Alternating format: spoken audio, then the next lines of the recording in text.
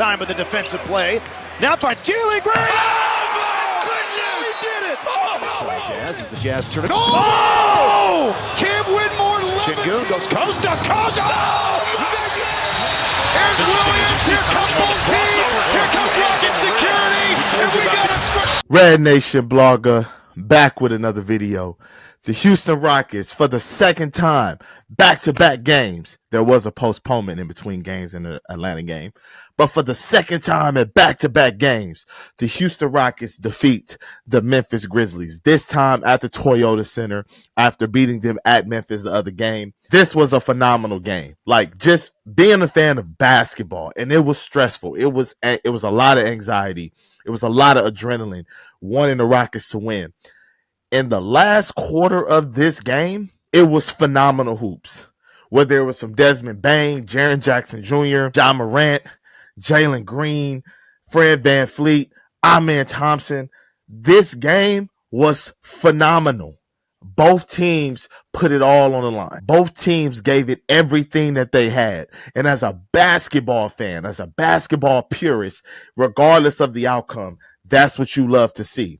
But in this case, as a Rockets fan, I'm happy that the Houston Rockets came on top. Jalen Green with a career high, or he tied his career high, 42 points.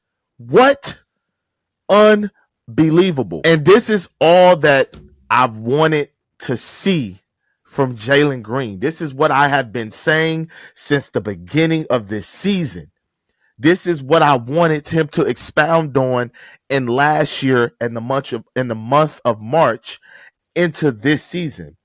He had a good October, had a terrible November, had an okay December, but in January, he's been nothing short of phenomenal. He's been nothing short of phenomenal. This is the Jalen Green that I hope is here to stay.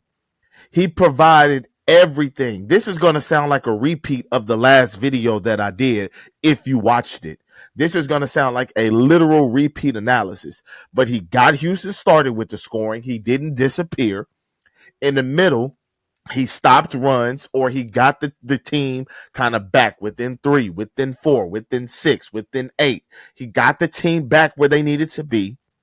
Then in the end, he closed. Him and Ja Morant was going band for band.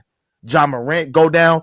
Ja Morant hit a crazy damn near half-court shot when the shot clock was going down. Jalen Green comes down unfazed. I think the Rockets were down 12 at that point, or like 9 or 11 or something like that. Jalen Green gets the ball, goes the length of the floor, he goes to the goal, reverse, boom, and one. Like him and Ja was just going band for band tonight. That was fun basketball. That was just fun. Jalen Green trying to dunk on Zach Edey. If he would have completed that dunk, that would have been the dunk of the season. He jumps up in the air. I'm talking about looking like Vince Carter himself, and almost put Zach Edey in the poster. And the beautiful thing about that play was it put Zach Edey, it fouled him out of the game. So now their rim protection and everything that they had was completely gone. It was just non-existent at that point. Jalen Green has done an exceptional job in the month of January. He has been everything that I have wanted this team to be from the shooting guard position. Everything that I have asked for. The only thing that upset me today, he had 3 turnovers. I think 2 of them came in the fourth quarter. Both of them were live ball turnovers. When we're closing in teams, especially when you got 40 points or 35 points or whatever the case may be, teams are going to trap you. You have to be able to not turn the ball over, especially not live ball turnovers. But other than that, Jalen Green was phenomenal. A +8. He was the biggest plus minus. He had the biggest plus minus in the starting lineup. Phenomenal. 42 points on 18 shots. 42 points on 18 shots. 5 of 6 from 3, 83% from 3. And then at the free throw line, 11 of 11 from the free throw line. His free throw shooting has been the best part of him like this entire season. And now he's coupling in efficient scoring nights with the efficiency from the free throw line, and it's all coming together. We're seeing a complete basketball player finally show the flashes of what we wanted when we drafted him number 2 overall. And just like I said, When he plays bad, I will talk about it until the cows come home. But when he plays like tonight, he's going to get all the credit in the world, and he deserves the credit. He has been phenomenal. Let's get to the best part of the show, man. The good. So this guy has been on the bad. He's been on the downright ugly multiple times. Tonight, nuh-uh. Cam Whitmore, 16 points, 6 of 9 from the field, 4 of 7 from 3. He was a plus 12. He actually had the greatest plus minus amongst any Houston Rocket player tonight. He provided everything that the Houston Rockets needed. At halftime, I think Jalen Green had 22 points. Cam Whitmore pitched in. He had 16. He was the only player that was in double figures with Jalen Green.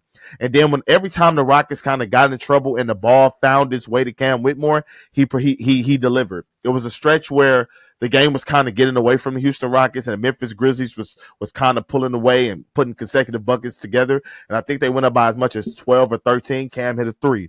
They came back down. Memphis got a bucket. Cam came, boom, boom, boom, dribble, step back, got a 3. And in those situations, I'm not mad at the shot selection, because when Jalen is the only one that's providing offense, and Fred at that point had 0 points or whatever, and Sengun's in foul trouble, and Dylan Brooks can't make a shot. He's 3 of 11 from the field. He's 2 of 8 from 3. When those things happen, at that point, I'm not mad at other guys trying to find a shot, especially if they have some semblance of rhythm and that and they're providing the offense that the Houston Rockets needed. And that's what Cam Whitmore did tonight. He provided offense when the Houston Rockets needed it. Amen Thompson, 19 points, 13 rebounds, 4 assists, 2 steals, 5 blocks, 7 of 15 from the field, 1 of 3 from 3. This dude is the ultimate Swiss Army knife. And most guys that are Swiss Army knives, they don't score 19 points. They don't give you 13 boards. You know what I'm saying? They give you one of the two. He gives you both of those. He gives you a double-double. I think he's averaging a double-double since Jabari Smith got hurt and he's been inserted into the starting lineup. So he gives you a double-double, plus he gives you steals, plus he gives you blocks, plus he can handle the ball, plus he can facilitate, plus he can push pace, plus he's a switchable defender. Like, this dude does everything. The definition of a Swiss Army knife is Amen Thompson. If you go look it up in the dictionary right now at this moment, that dude is he does everything for this team, and the Houston Rockets would not be anywhere without Amen Thompson's contributions. They would not be anywhere. Let's get to the bad. The Houston Rockets, 22 of 31 from the free throw line. I think last game they were 22 of 41 or 24 of 41 from the free throw line, something around that area. They missed 17 or 18 free throws, some around that area. Tonight, they didn't get as many free throw attempts as they did on Thursday night, but because they didn't get as many, they didn't miss as many. But still, missing 9 free throws is still unacceptable. This game did not have to be as stressful as it was if Houston just knocks down some of their free throws. Alperen Sengun, 3 of 6. Amen Thompson, 4 of 7. Like, guys have to make free throws. That's certain games you will win or you will lose if guys do not make free throws. Guys have to make free throws in this league. And I understand that Amen Thompson isn't the best free throw shooter, and I understand that Alperen Sengun isn't the best free throw shooter. So the free throw misses are kind of coming from the guys that you would expect them to come from, I guess. But at the same time, you just need the team has to be better at free throw shooting. And again, I'm not asking for the Houston Rockets to go 31 of 31 from the free throw line, but 27 of 31, 26 of 31. If you could do that, this is a completely different game. This is I'm breathing better type of game if you could do those types of things, but you have to do them. And now let's get to the downright ugly. The Houston Rockets this entire season has been a team that has taken care of the ball. Tonight, 22 turnovers. Jalen Green, I mentioned earlier, he gave you 3. Amen Thompson gave you 4. Alperen Sengun gave you 6 turnovers. One was like in the late stages of the game. He had got a lob off to Amen Thompson. The same play they tried to run, he threw the same play like 2 or 3 plays later. It got stolen. It was a lob ball turnover, went the other way. Luckily, Memphis didn't hurt the Houston Rockets on that play, but those are the type of plays that could come back and bite you. if you're not taking care of the ball. This team is used to turning over the ball 6, 7, maybe 8 times in a game. 22 turnovers, that is crazy. And the Memphis Grizzlies only had 17, so Houston was -5 in the turnover column. Like, those types of things just really cannot happen. And, you know, at the end of the day, the Houston Rockets were lucky enough to get out of this with a win. That's just the best part about it. In conclusion, I want to say the fact that the Houston Rockets are doing this without Tari Eason and Jabari Smith Jr. should be a message to the rest of the league. This team, the best players on the team are 23 and under. And if I take Tari Eason out, it's 22 and under. The best players on this team haven't even scratched the surface of what their prime can be. That should be scary. Tari Eason is a very instrumental piece to this team. Jabari Smith Jr. is a very instrumental piece to this team. And those guys aren't playing.